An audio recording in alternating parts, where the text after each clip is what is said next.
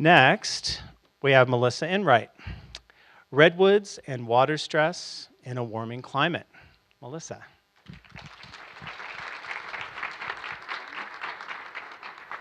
Picture the redwood forest. It's cool and shady, fog hangs in the air, and moss and ferns cover the ground. The massive trunks of the redwoods rest heavily on wet soil and disappear into the canopy far above.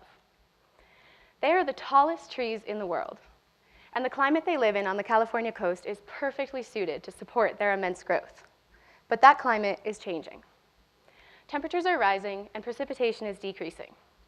I study how redwoods respond.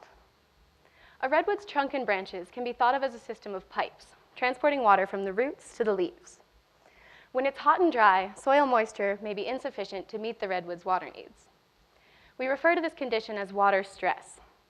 It can lead to the formation of air bubbles in those pipes, as you can see in my illustration, which block water flow and can cause decreased growth and even death.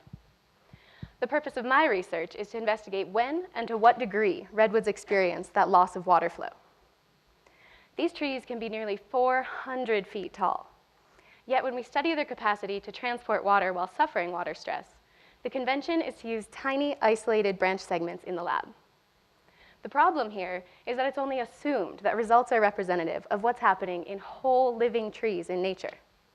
For decades, this has been the accepted method of quantifying decreases in water flow in numerous plant species, including redwoods.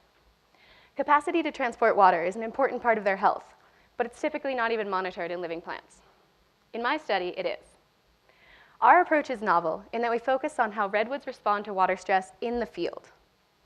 We monitor that stress in living trees throughout the year and relate it to the actual loss of water flow through branches. We don't simply assume that change in flow, we measure it. And so far, our results have been surprising. Previous lab studies have found a level of water stress at which to expect a loss of water flow in redwoods. We've observed water stress surpassing that threshold in living trees on numerous occasions, yet there has been no decrease in the flow of water.